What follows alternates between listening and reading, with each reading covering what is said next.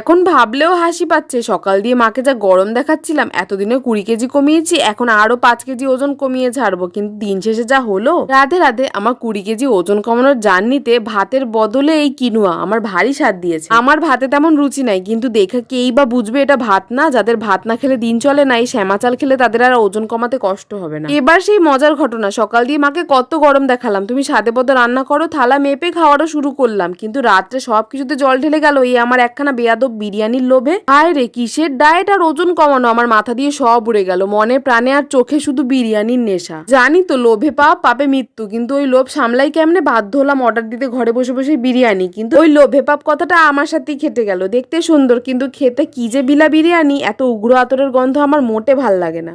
যাই বলো, আমাদের ঘরে আমার মায়ের করা রেসিপি বিরিয়ানি, আমার কাছে ওইটাই বেস্ট। তবে কবে দিয়ে যে আবদার করেই যাচ্ছি, সে তো শোনেই না। তোমরা একটু আবদার করে দেখো শোনে কিনা। আর বিছানায় খেয়েছি, মা চাদর পাল্টাবে না তা হয়?